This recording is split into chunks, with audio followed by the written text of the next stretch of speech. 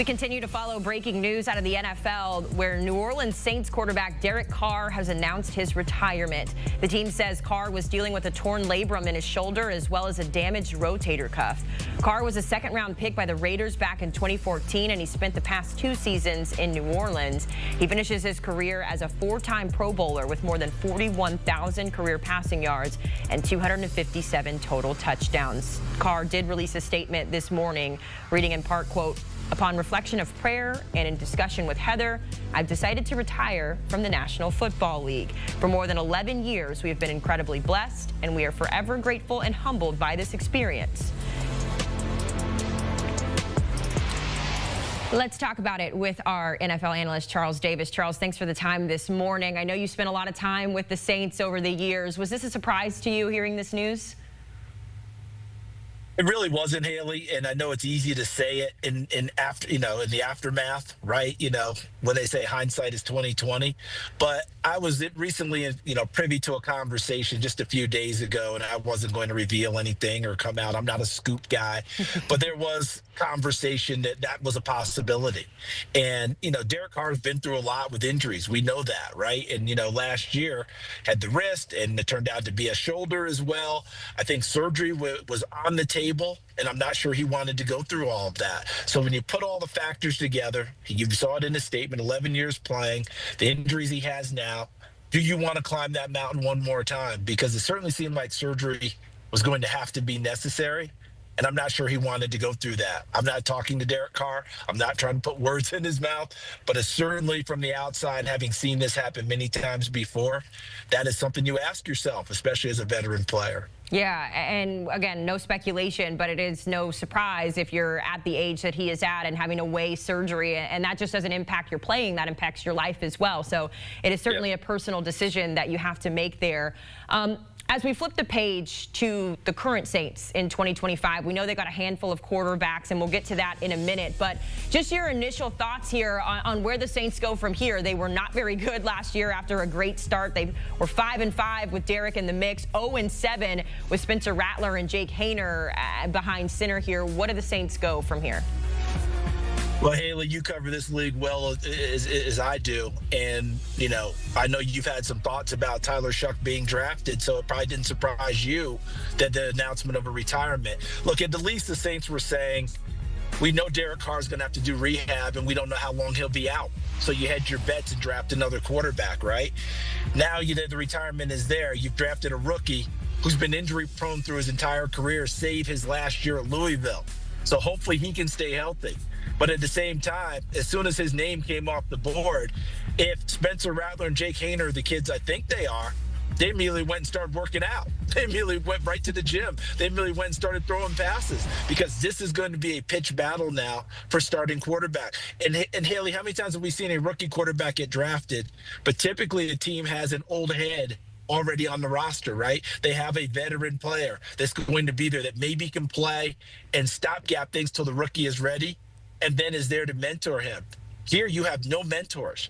You had 2 second-year players who had limited success, and you got a rookie coming into the league. And by the way, he's probably the oldest. He's 26 years old, 3 schools, 4 different college degrees. He may be the old head in the quarterback room. So it's going to be interesting to see what the Saints, Kellen Moore, Mickey Loomis, or GM do.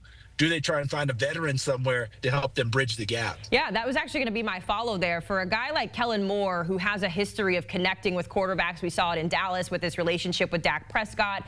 And you mentioned the lack of experience on that quarterback roster. That's funny to think that Tyler Shuck is the oldest. But when you think about Aaron Rodgers potentially, right, or even Kirk Cousins, we've linked him to that move to the Steelers. But does this maybe sound a little bit more interesting for one of those guys? I think no for Rodgers, because I think if you're Rodgers at this stage, you're thinking true contender, someone you think that maybe I can make that difference and get them there. I'm not sure he could look at the New Orleans situation and feel that way right now. Could he? Yeah, but I doubt it, right? I still think Pittsburgh is much more likely if indeed he does it. Because remember, for Aaron, he has retirement as an option as well, and we've heard about that, right? Kirk Cousins is even more problematic because it's now a trade situation. What would New Orleans want to give up in order to get Kirk Cousins for this time frame? And Kirk Cousins, the first thing he's going to say is, I'm coming in to be the starter, but you already drafted another rookie. Remember, this happened to me last year in Atlanta. I really don't want to go through that again. So that's a whole nother situation because, Haley, we're taking the trading in division where everyone goes, you don't trade in division. That's kind of out the window, isn't it? People trade in division all the time now. I just think it's more problematic about the compensation, what you'd give up. And I think that Kirk Cousins would have some big questions about if I'm coming there to be the starter, how long? All right. Well, certainly a lot of things to think about for Kellen Moore in his first year as head coach. It doesn't get more difficult than that. But certainly, Charles, we appreciate the time reacting to the news that Derek Carr has officially retired from the NFL. Of course, we will keep the conversation going right here on CBS Sports HQ with all the news, highlights, and scores streaming for free 24/7. After the break, we do continue that conversation. Our NFL insider, Jonathan Jones, going to join us to give us a peek at how all of this came to be and, again, what's next for the Saints in 25. Continuing to follow that breaking news for New Orleans Saints quarterback Derek Carr has officially retired from the NFL. The team says he was dealing with a handful of injuries, including a torn labrum in his shoulder as well as a damaged rotator cuff. He was a second-round pick by the Raiders back in 2014, and he spent his last 2 seasons out in New Orleans. He finishes his career as a 4-time Pro Bowler with more than 41,000 career passing yards and 257 touchdowns. Let's continue our conversation with our NFL insider, Jonathan Jones, joining us actually from Jets mini camp. So, JJ, keeping your head on a swivel there. Your reaction to Derek Carr announcing his retirement this morning?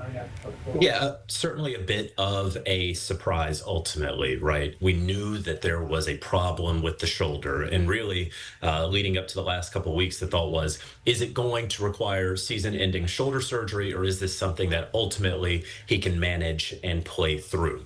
But in reading the statement, it was actually kind of interesting to read this statement from the New Orleans Saints, where and Derek Carr in the joint statement, where not only did he say it was in the best interest of himself and his family, but also within the best interest of the Saints organization. We have been talking, Haley, for more than a decade about how the Saints have been in salary cap hell. And then when you got to March, Derek Carr did not decide to take a pay cut, though that's what they had wanted. There was some reporting that I think is backed by fact that he was looking to get out of New Orleans. This was all at a time when he still had not yet worked out his shoulder to realize just how bad it was, according to the statement. Now that he has retired, this is going to open up about $30 million in salary cap relief for the New Orleans Saints. If he's not going to take the pay cut, if he's going to have to go on injured reserve, this is not the sort of pay cut or the salary cap relief, I should say, that the New Orleans Saints would have been looking for.